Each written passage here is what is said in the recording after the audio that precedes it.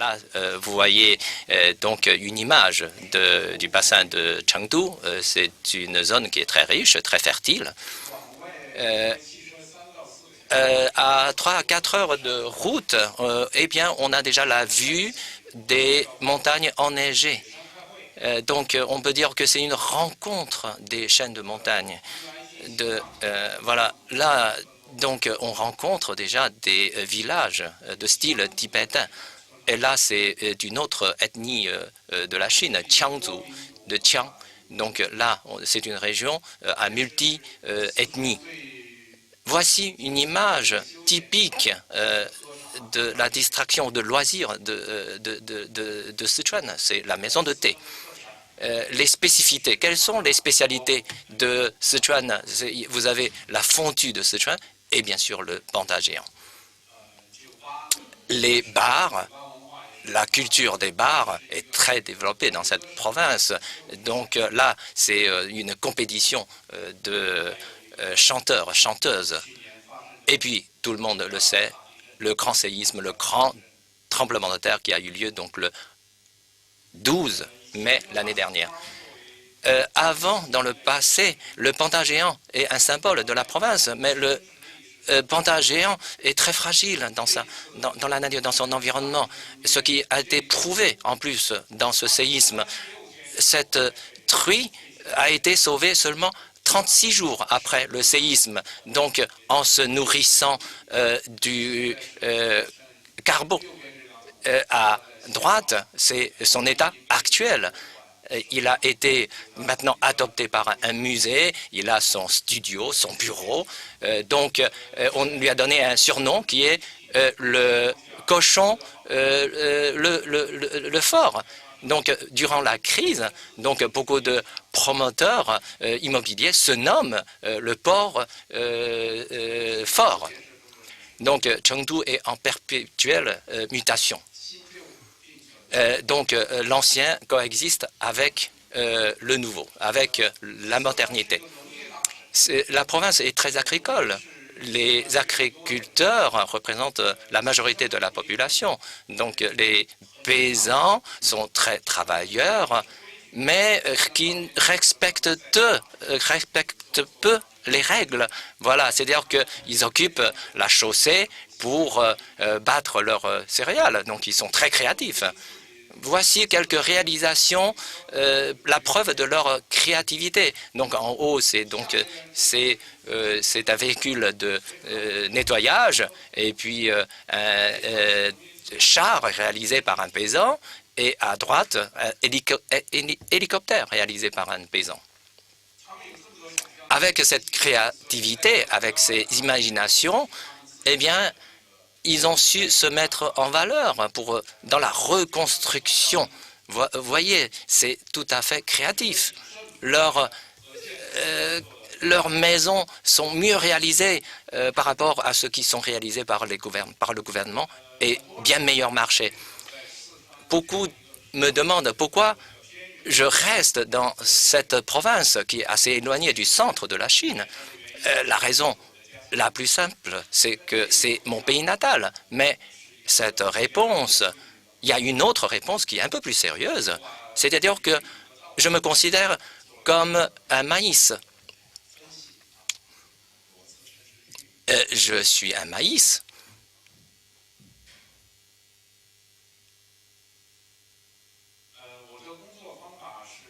Donc, ma façon de travailler, c'est ici et maintenant et s'adapter à la réalité locale, c'est-à-dire transformer des inconvénients en avantages et mettre au profit donc les matières sous la main.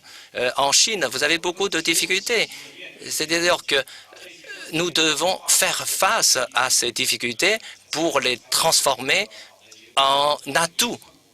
Sinon, sans ça, vous ne pouvez pas avancer d'un seul pouce. Donc, en université, j'étais un étudiant d'architecture, mais après, c'est une discipline qui m'intéresse finalement peu. Donc, je croyais qu'il s'agissait de faire des dessins ou de la peinture, mais en fait, c'est pas ça. Donc, c'est pourquoi, après la fin de mes études, je n'ai pas fait de l'architecture. Donc, j'étais écrivain jusqu'en 93. Donc, certains amis artistes ont fait fortune. Donc, alors, moi, je suis seul architecte qu'ils le connaissent. Donc, ils m'ont passé des projets. Donc, c'est à partir de cette année-là que je me suis lancé. J'ai quelques images, donc ce sont quelques réalisations anciennes au début, donc je vais passer très rapidement dessus. Je ne vais pas entrer dans les détails. C'est quelques réalisations des studios que j'ai construits donc pour certains artistes. Donc là, il s'agit d'un petit musée, un mini-musée pour eux, une mini-galerie.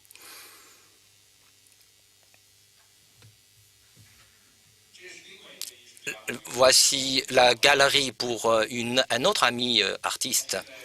Aujourd'hui, c'est un peintre très connu en Chine. Son nom, c'est Zhang Xiaogang.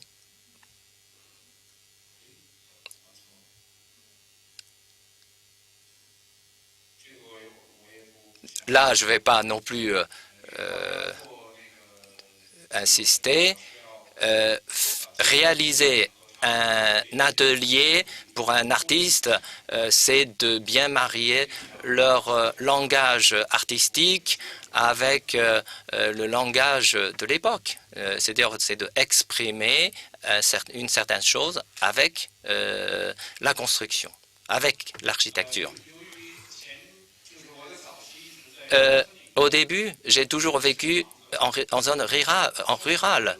J'ai construit surtout en zone rurale. En Chine, et surtout dans la province de Sichuan, on était très pauvre. Et puis, par ailleurs, on a très peu d'expertise en technique de construction. Donc, il faut faire face à cette réalité pour réaliser ces ouvrages.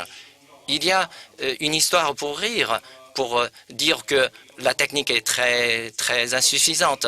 C'est-à-dire qu'un maître d'ouvrage, il est très triste et on lui demande « Pourquoi vous êtes triste? Vous devez gagner beaucoup d'argent. » Il dit « Oui, c'est vrai que j'ai réalisé un chantier, mais le problème, j'ai regardé le plan à l'envers. On voulait que je construise une cheminée, mais j'ai creusé un puits. » Bon, c'est un peu exagéré, mais c'est pour vous dire donc le manque de technicité, d'expertise dans la province. Donc j'ai mis au point, en quelque sorte, une stratégie pour m'adapter à ce manque de technicité, d'expertise. Et donc, on va surtout mettre l'accent sur l'intelligence des gens. Voici un musée que j'ai réalisé grâce à l'application de ce principe, à savoir de technicité faible. Il faut savoir qu'à la campagne, quand on fait construire un bâtiment, il faudrait non seulement pour l'architecte réaliser le plan, mais aussi faire travailler les habitants de la région. Le croquis que j'ai réalisé pour ce projet et la solution que j'ai trouvée pour les paysans, étant donné que quand ils travaillent comme des ouvriers de bâtiments, et comme ils n'ont pas reçu de formation nécessaire, ils n'arrivaient pas à faire, par exemple, des murs tout droits. Et alors, j'ai trouvé une solution. J'ai demandé de remplir de l'intérieur le creux pour arriver à une certaine droiture du mur et puis utiliser le béton pour le durcir. Bien sûr, techniquement parlant, ce n'est peut-être pas une solution idéale. Cependant, cela m'a permis de surmonter les difficultés que j'ai rencontrées quant au manque d'expérience dans les ouvriers paysans.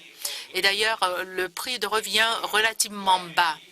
Ainsi, le mur que j'ai réalisé avec ma solution ressemble à une espèce de vêtement ouaté, par exemple. C'est-à-dire qu'on a toujours le tissu extérieur relativement élégant, alors qu'à l'intérieur, on peut y mettre du matériel pour le remplir.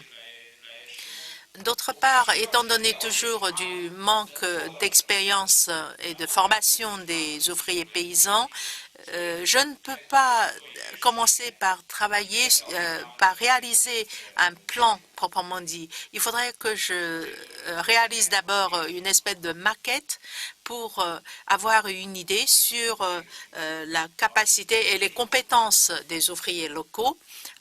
Et puis après, en fonction de leurs compétences, je réalise mon plan. Voici le musée sur lequel j'ai travaillé.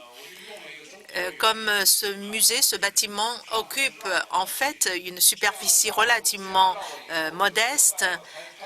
J'ai utilisé les méthodes traditionnelles chinoises, à savoir faire de sorte que différentes parties de cette construction sont reliées par des galeries ou des couloirs de forme assez compliquée, et ce qui donne une certaine illusion aux gens, comme si c'était une étendue relativement importante. Regardez ces photos, les maisons, les bâtiments sont reliés par cette espèce de passerelle.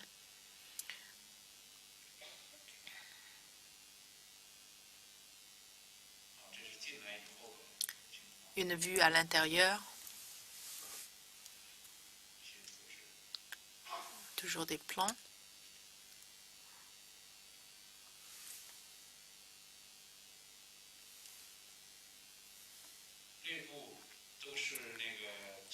À l'intérieur, j'ai essayé de réaliser toujours un éclairage naturel.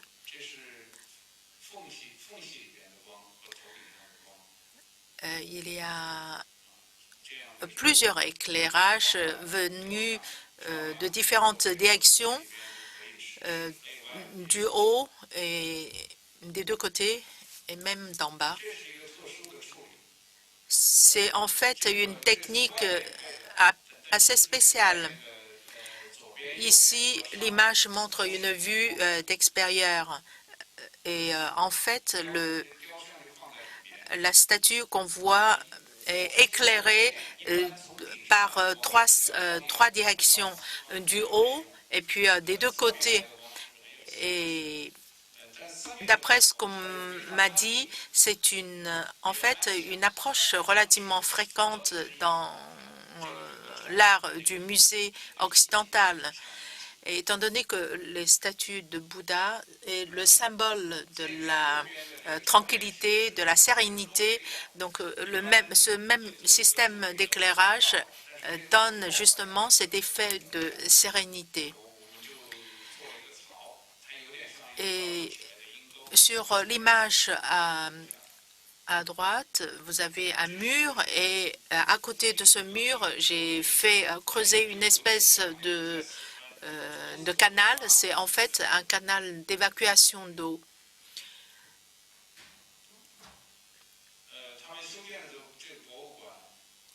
Le musée a été réalisé il y a quelques années et peu de temps après, il y a eu des travaux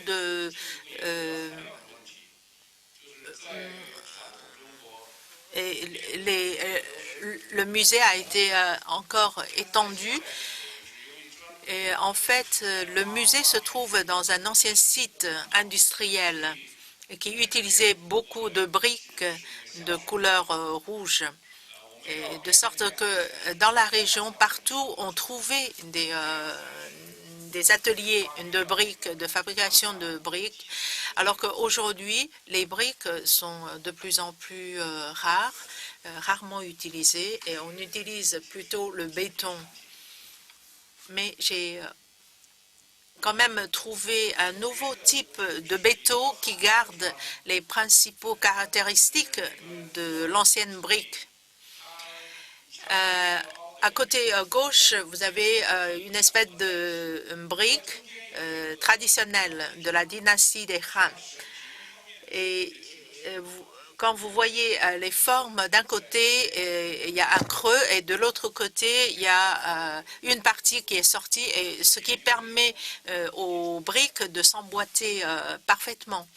Et ce qui m'a inspiré, et j'ai travaillé sur la réalisation d'un nouveau type de matériaux de construction. Et avec quelques petits astuces, ce genre de matériaux peut très bien se protéger de la pluie. Et ce genre de choses ou ce genre d'innovations, je pense ont été faites déjà au siècle dernier en Occident, tandis qu'en Chine, aujourd'hui, notamment dans les régions relativement reculées, c'est toujours un grand progrès, une grande innovation pour les paysans. Cette espèce de boîtier est fait également en béton et toujours un creux au milieu pour accueillir les câbles, les fils d'électricité, de sorte que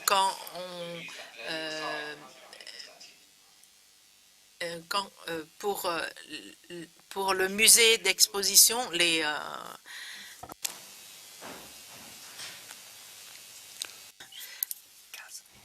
différentes cases sont éclairées parfaitement.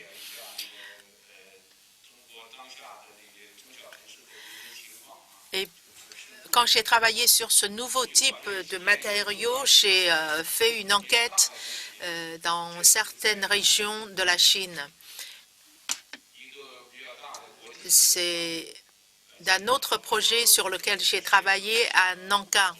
Et le projet a organisé un appel d'offres qui a réuni un grand nombre d'architectes de renommée japonaise, occidentale, et même une femme architecte française.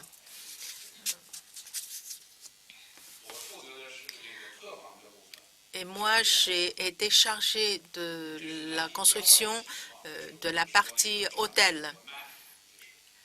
En fait, dans ce projet, ce qui est important, c'est de réussir à bien marier la construction, le projet, avec l'histoire, les traditions et les paysages urbains. Et contrairement aux hôtels classiques, nous avons fait de sorte que les différentes chambres de l'hôtel sont indépendantes, de sorte qu'elles se marient mieux aux paysages environnementaux.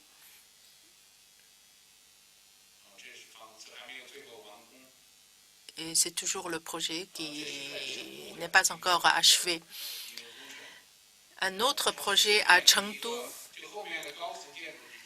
Et ce projet est composé de 3 parties, les immeubles, les hauts immeubles, et puis la partie intermédiaire, et puis la partie la plus basse, c'est-à-dire des maisons.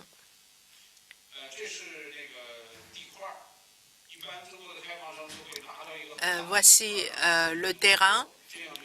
Et souvent, les promoteurs immobiliers en Chine, quand ils obtiennent un projet, ils achètent d'abord le local et puis sur ce local, ils font construire.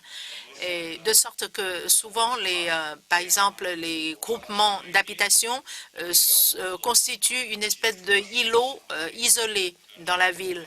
Alors que moi, je cherche à relier les différents îlots pour qu'ils ne soient pas isolés. Et c'est un plan d'ensemble que j'ai réalisé. Et en même temps, en fait, j'ai donner de l'espace aux commerçants.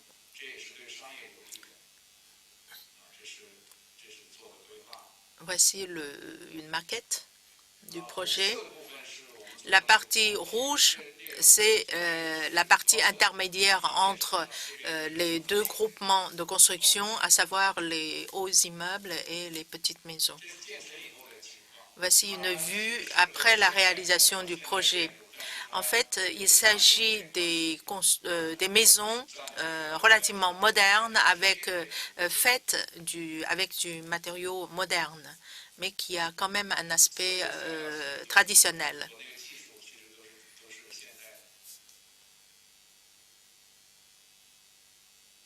Donc des maisons du style traditionnel, mais réalisées avec du matériau et techniques modernes.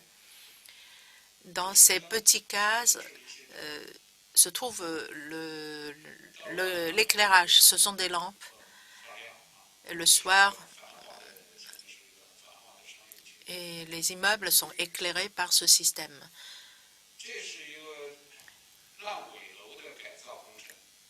Et c'est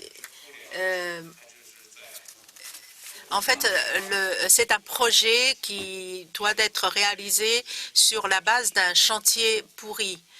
Et ce qu'on appelle les chantiers pourris, c'est des chantiers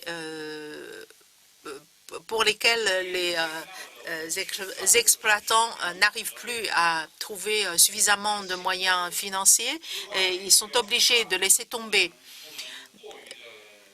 Et ce projet se réalise en plein centre d'une ville.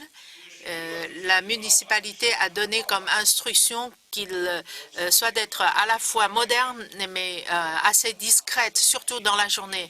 C'est pour cela que j'ai conçu une espèce de mur en rideau, en volets.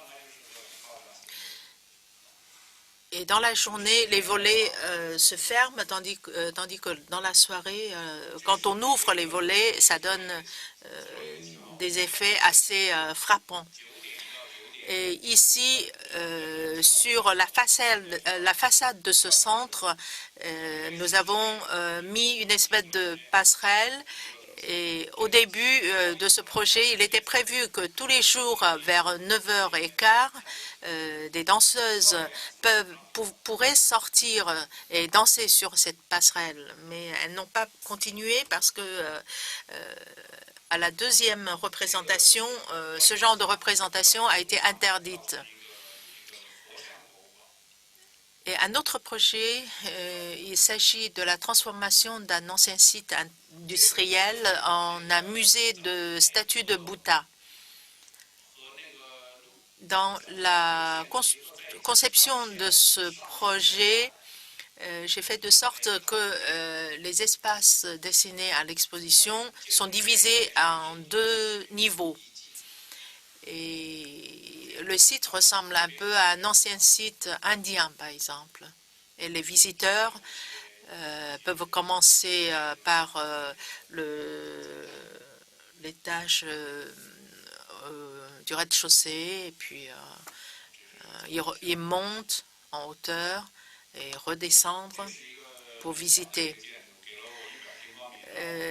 Voici un groupement de construction minuscule. Ils m'ont donné seulement 100 mètres carrés et j'ai utilisé du matériau abandonné en fait pour faire réaliser cette espèce de maison de thé. Et dans chaque boîte, on peut mettre une table. Et ces maisons sont surélevées parce que ainsi les personnes là-dedans pourront avoir la vue de la rivière qui se trouve à côté. C'est un autre projet que j'ai réalisé. Il s'agit d'un centre de distraction provisoire à l'occasion d'un festival. J'ai utilisé certains matériaux aussi locaux, des des ballons. Et puis, vous pouvez voir même des éventails qu'on peut utiliser, mais qu'on ne peut pas les prendre. Donc, voici un chantier un peu bizarre. Il est en fait réalisé par un promoteur immobilier. C'est-à-dire que c'est aussi bien commercial que culturel pour apprêter sa collection. Donc, c'est un mélange du commerce et de la culture. Donc, avec le musée, il souhaiterait attirer les gens. Donc, avec ces visiteurs, ils pourraient leur vendre donc des produits et les recettes de la vente pourraient encore appuyer son projet culturel. Donc, nous avons réalisé le projet. Selon ce projet, donc je dois réaliser un musée. C'est réalisé consacré à la révolution culturelle. Voici une image qui représente une scène de la révolution culturelle. Comme il faut marier le commerce et la culture qui s'opposent, mais comment y arriver? Donc, ce que nous avons pensé, c'est de placer le commerce aux périphéries et le milieu dont le commerce n'a pas besoin sera consacré au musée. Donc, c'est un peu comme un temple dans le passé, et tout autour du temple, vous avez les différents petits commerces qui en vendent de la nourriture, des encens, etc.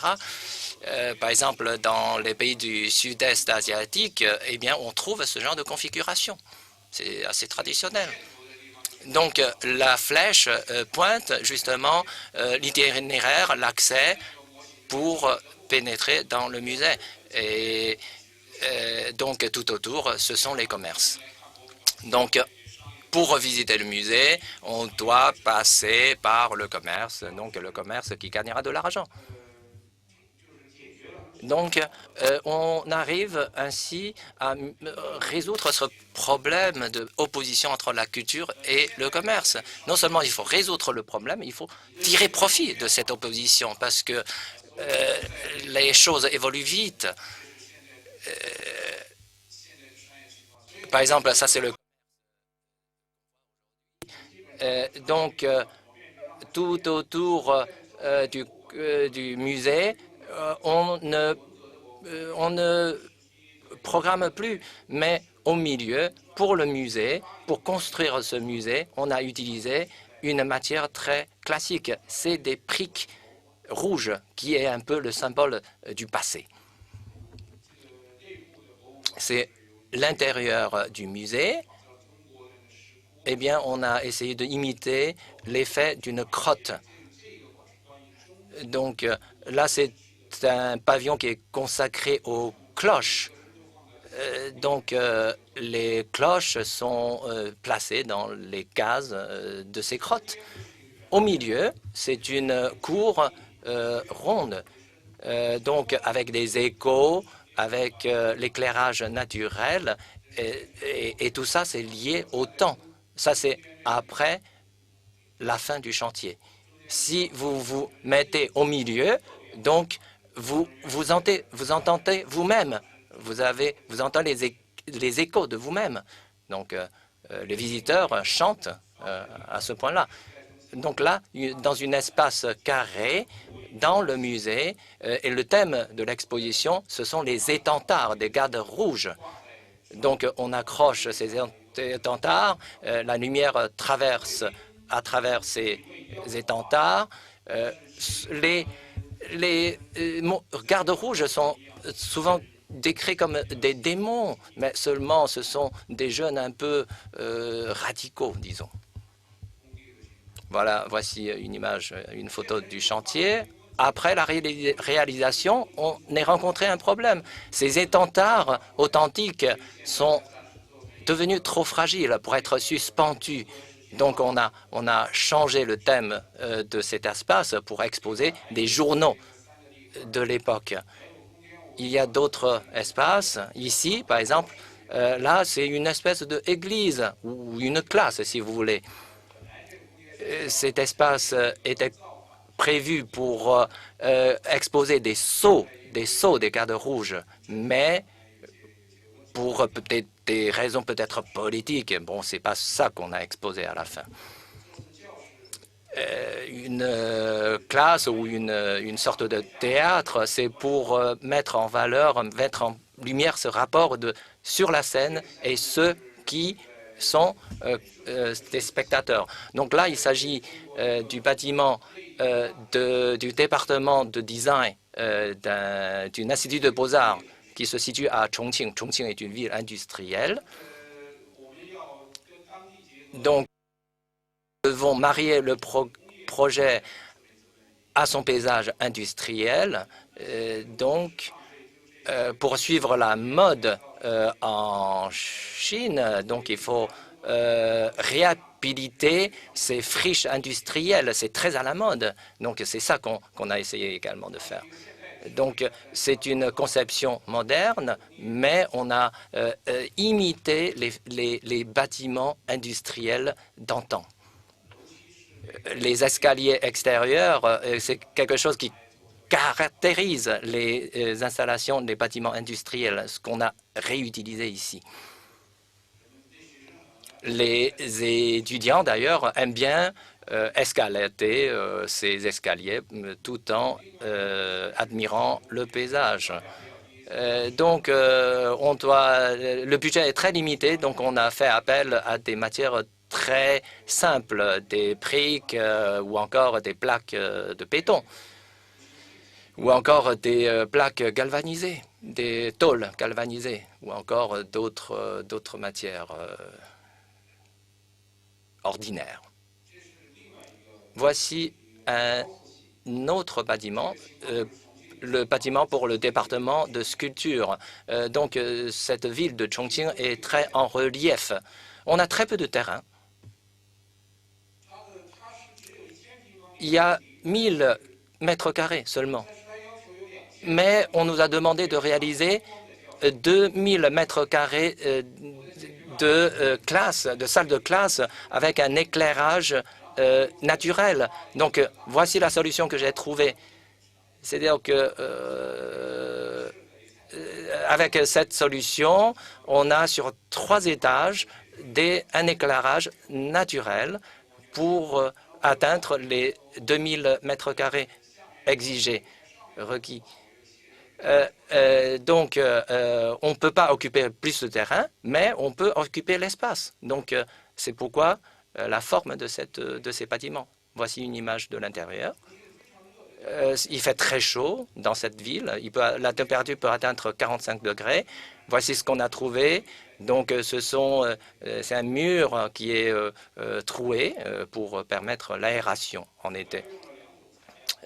Deux matériaux surtout sont utilisés pour ce projet.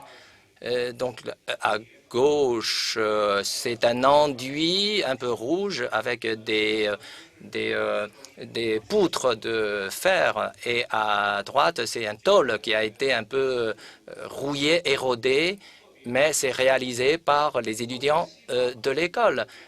Ça demande beaucoup de main-d'œuvre. Ce serait très cher en Occident, mais comme en Chine, la main-d'œuvre est bon marché. Donc, c'est la raison pour laquelle on a transformé une faiblesse en un atout. Ça, c'est à Shanghai. C'est le bâtiment d'une administration. Tout autour, vous voyez des immeubles très colorés, très, disons, un peu vulgaires. Mais nous avons un terrain en rectangulaire. À Paris, vous avez des gratte-ciel, et là, ce que j'appelle, c'est des gratte-terre. Allongés, couchés sur le sol, très bas. Donc, tout autour, vous avez des stations de télévision, des grands immeubles. Donc, un point très important pour l'administration en Chine, ça donne une image froide et qui refuse le public. Nous avons essayé de transformer cette image. Donc, une sorte de progrès d'un espace public à un espace semi-public et jusqu'à l'intérieur, dans l'espace, disons, plus ou moins privé. Et par ce moyen, on essaie de transformer l'image que donne l'administration pour qu'il devienne plus proche du public. Donc, avec des espaces d'eau, ici, on a essayé de frapper manuellement des pierres qui sont travaillées par la machine pour lui donner une forme un peu irrégulière et non reproductible.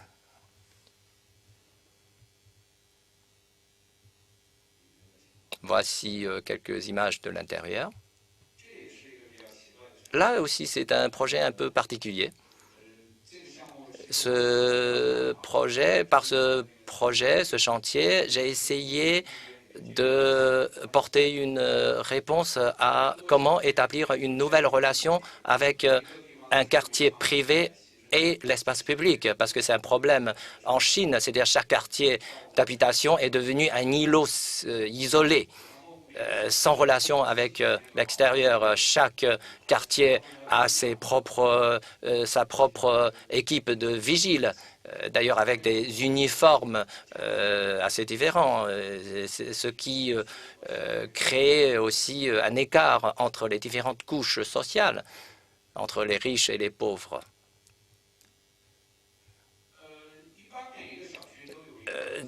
Habituellement, il y a des parties communes dans chaque quartier, des clubs par exemple, mais chaque fois, c'est le promoteur qui prend possession de ces parties communes, par exemple pour faire un restaurant. Donc il y a une dispute d'espace. Un autre problème, pour vendre leur appartement, au niveau de commercialisation, on dit tout ce qui est de plus beau, avec des belles filles, alors avec des fontaines. D'ailleurs, on dit que quand la fontaine fonctionne, ça veut dire que les appartements n'ont pas encore été tous vendus. Après, c'est fini. Donc, avant la commercialisation et après, il y a une grande différence. Donc, très souvent, ce qui génère des litiges également. Donc, la solution que j'ai trouvée, c'est par un corridor suspendu, une sorte de passerelle pour traverser ce quartier, un passage public qui casse cet isolement de ce quartier pour mélanger, pour marier les deux espaces. D'ailleurs, cette partie C, c'est un petit musée qui est réalisé par un artiste. Et B, c'est la transformation d'un ancien habitation. Et A, montre le tracé de cette passerelle. Voilà, de A à B à C.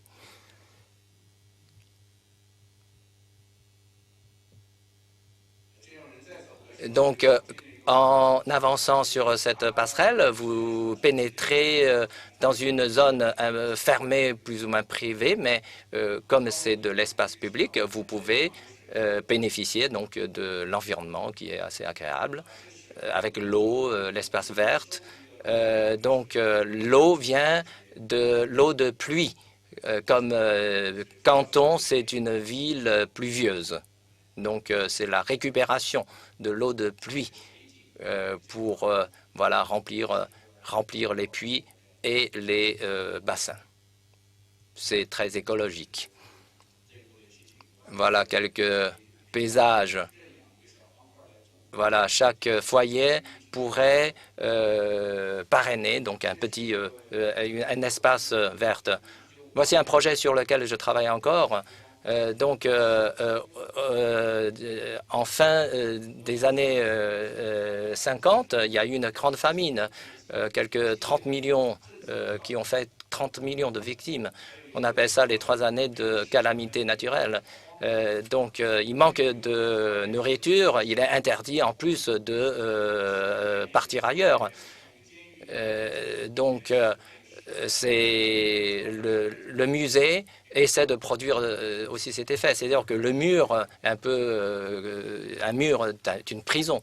Et au milieu, ce sont des sillots, des granges, mais qui sont vides. Donc, ce sont des espaces d'exposition. Je vais vous parler maintenant de cette brique de récupérage recyclé que j'ai inventé après pour la reconstruction après le séisme. Il y a beaucoup de débris, beaucoup de gravats. On les a stérilisés, on les concasse pour faire la matière première. Et puis, par ailleurs, la zone rurale de Sichuan est très riche en paille et en tiges de riz.